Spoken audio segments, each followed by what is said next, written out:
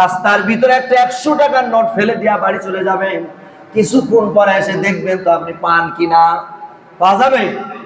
যাবে না। 5 টাকার একটা কয়েনও যদি পড়ে থাকে তুলে নেবে, তুলে নেওয়ার পর যদি এই রাস্তায় পায় তাহলে সামনে দোকান থেকে ডাবলি সিগারেট কিনবে, ঠিক কিনা? কোন কয় টান মারি ভালো হবে।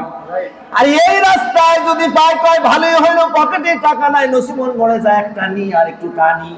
অনেকে টানাটানির অভ্যাস যারা আছে তাদের আবার মন খারাপ। আল্লাহর কসম করে বলি, আপনাদের সাথে আমার শত্রুতা নাই, বরং টানাটানি যারা করেন, আপনার চোখ দুইটা বন্ধ করে আপনি বুকে হাত দিয়ে চিন্তা করেন, আপনি যা টানেন ওইটা হারাম।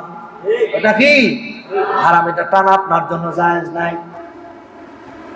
আমার ভাইরা, আবু সালে মুসা জঙ্গিকে ওই বাগানের মালিক এরকম ভাবে আটকায় দিল, এই সন্তানকে এরকম ভাবে ছাড়া যাবে না। বলে এইরকম একটা ছেলে যদি পায় তাহলে আমার এই মেয়েটার সাথে বিবাহ দেব। মেয়েটা এমন একটি মেয়ে, একেবারে মুখলিস আল্লাহওয়ালা মেয়েটি, এখনো বড় হয় নাই। এভাবে করে বলে তোমাকে যদি ক্ষমা পাইতে হয় তাহলে এই বাগানে তোমাকে 12 বছর শ্রম দিতে হবে। বলেন কয় বছর? 12 বছর শ্রম দিতে হবে। এই কিশোর সিজদায় পড়ে আল্লাহ তাআলার কাছে বলে, আল্লাহ এই দুনিয়ায় আমি 12 বছর এখানে শ্রম দিতে রাজি আছি, তবু তো কিয়ামতের ময়দানে তোমার আদালতে আমি আসামি হতে চাই না। তোমার আদালতে আমি আসামি হব না। এই জন্য তিনি 12 বছর ওই বাগানে কাজ করলেন। কত বছর? 12 বছর। আর আমার দেশে কি বলবো, রাস্তার টাকা যা বরাদ্দ হয় তার 100 ভাগের 1 ভাগ গ্রাম পর্যন্ত পৌঁছায় না, ঠিক কিনা বলেন? সব পেটে চলে যায়। কোথায় যায়? পেটে, ঠিক কিনা বলেন? সব পেটে চলে যায়। আহা, যা খায় আল্লাহর দরবারে হিসাব আছে না নাই? হিসাব আছে। ওই একবার নওগাঁর এক এলাকার ভিতরে বলে যে পায়খানাও খেয়ে ফেলেছে। অডিট করতে যে কয় পায়খানা কই, মানে পায়খানা বলতে পায়খানা একটা বাজারের উপরে টয়লেটের বরাদ্দ হয়েছে, এই টয়লেটের জন্য যা টাকা বরাদ্দ হয়েছে সব নেতারা খেয়ে ফেলেছে। তাহলে ওই টাকা খাওয়ার পায়খানা খাওয়ার ভিতরে কোনো পার্থক্য আছে? কোনো পার্থক্য নাই। রাগ করছেন নাকি আপনারা? আপনারা তো খান না, রাগ করবেন কেন? বরং যারা খায়, জনগণের টাকা যারা খায়, এতিমের টাকা যারা খায়, বিধবার টাকা যারা খায়, তারা তাদের বিপক্ষে আমরা অবস্থান করবো। কি বলে, ঠিক কিনা বলে? এজন্য সম্মানিত ভাইরা আমার, দেখেন আবু সালে মুসা 12 বছর যখন পার করলেন, পার করার পরে বলে তোমাকে মাফ করতে পারি, আমার মেয়ের সাথে তোমাকে বিবাহ করতে হবে।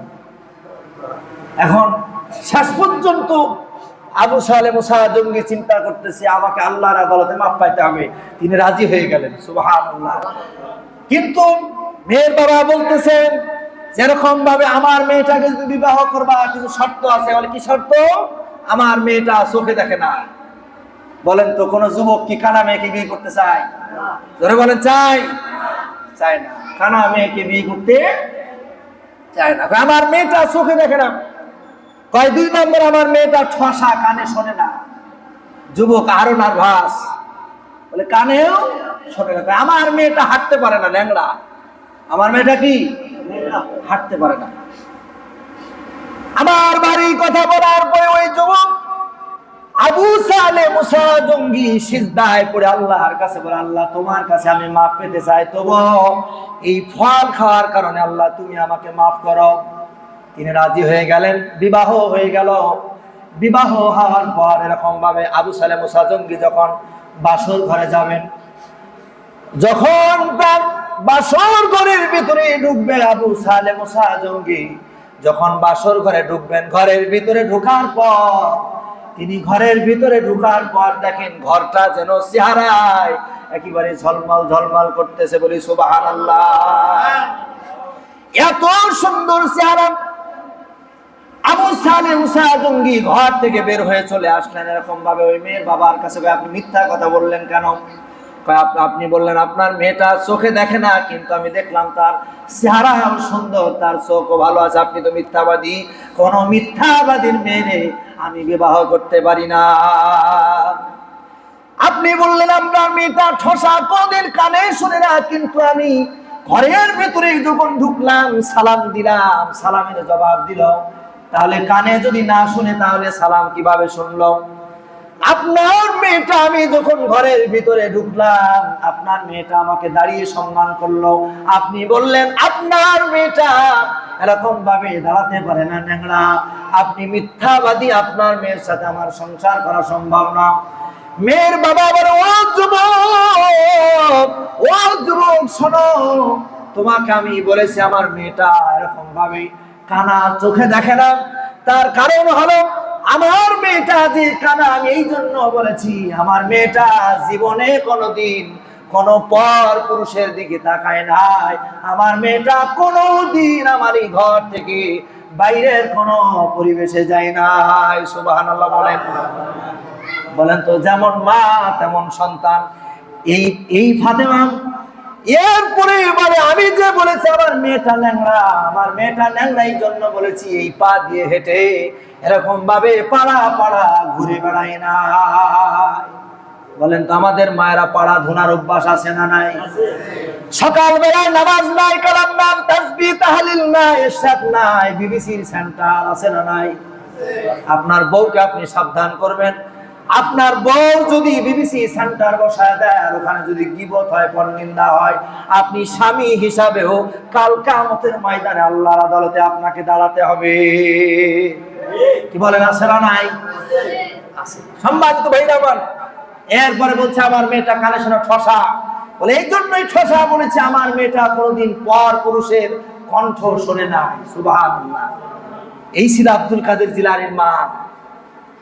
মায়ের গর্ভে যখন আব্দুল কাদের জিলানী এসেছে, আব্দুল কাদের জিলানী যখন মায়ের গর্ভে এসেছে, মা কোরআনুল কারীম তেলাওয়াত করেছে। সুবহানাল্লাহ। কোরআনুল কারীম তেলাওয়াত করার কারণে মায়ের পেট থেকে আব্দুল কাদের জিলানী 18 পারা কোরআন মুখস্থ করে ফেলেছে। এই জন্য আমার আপনার সন্তান দ্বীন শেখার জন্য নিজেকে সংশোধন হওয়া দরকার। কি বলেন? সংশোধন হওয়া। আপনি খুব খেয়াল করে দেখবেন সমাজে হক্কানি আলেমের সংখ্যা কমে যাচ্ছে। কি বলেন? হক্কানি আলেমের সংখ্যা কমে যাচ্ছে। কারণ আমি আমার কথাই বলি, আমি অন্যের কথা নয়, আমার কথাই বলি, হারাম খেয়ে কোনোদিন ইবাদত হয় না, কিন্তু হারাম আমি খাই। ঠিক কিনা বলেন? এভাবে করে আমি অন্যের কথা না দিয়ে আমার কথাই বলি, কারণ অন্যের কথা বললে মসজিদ থেকে বের হয়েই আমার কথাই মানুষ বলবে হুজুরও তো অমুকের বাড়ি খায় সুদখোর। ঠিক কিনা কন? এজন্য আমার অপরাধের কথা আমি স্বীকার করতেছি। সম্মানিত ভাইরা আমার, এই জন্য নিজেদেরকে সংশোধন হতে হবে। আল্লাহ পাক যেন আমাদেরকে বোঝার তৌফিক দান করেন, বলেন আমিন। আপনার সন্তানগুলিকে দ্বীন শিখাবেন। যদি আপনার টাকা থাকে, মক্তবে পড়াতে ভালো না লাগে, অনুরোধ করব অন্তত মুখে 2000-3000 টাকা দিয়ে একটা জেনারেল শিক্ষক রেখেছেন, ওরকম একটি শিক্ষক রেখে আপনার সন্তানকে আপনি আরবি শিখান। যদি মনে হয়, অনেকে বলে, কারণ আমার এখানে যারা ছেলে মহল্লা থেকে আসে 50-60 জন ছেলে পেলে আসে, আপনার কাছে মনে হতে পারে 50-60 জন ছেলে মেয়েকে আমি একা শেখাই, অত্যন্ত কষ্টজনক। আপনি একা বাড়িতে যেভাবে শেখাতে পারবেন আমি পারবো না। কি বলেন, পারা কি সম্ভব? এক একটা সন্তানের পিছনে 1 মিনিট করে সময় দিতে হলে 1 ঘন্টা লাগবে। কোনো সময় 80 জনও আসে, চলে আসে। এজন্য সকলের প্রতি অনুরোধ হলো, সন্তানকে অন্তত পক্ষে দ্বীন শিখাতে হবে, কোরআন শিখাতে হবে। এই সন্তানকে কোরআন শিখালে আল্লাহ পাক আসমান থেকে বরকত দিবেন। সুবহানাল্লাহ। আল্লাহ তাআলা আমাদের সকলকে বোঝার তৌফিক দান করুন, বলেন আমিন। আমাদের সন্তানগুলিকে আল্লাহ পাক যেন কবুল আর মঞ্জুর করেন, বলেন আমিন।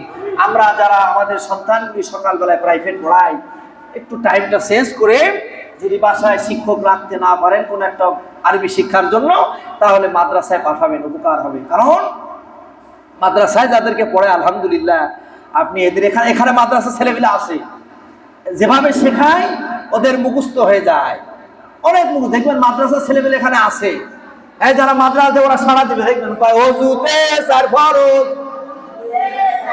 এই কয় না কয় ওযুতে কয় ফরজ, দেখছেন ওরা সারা দিতেছে। ওরা সমস্ত দোয়া ওরা শিখবে। ওরা কি করবে? শিখবে। যেভাবে শেখানো হয় আপনার সন্তান শিখবে।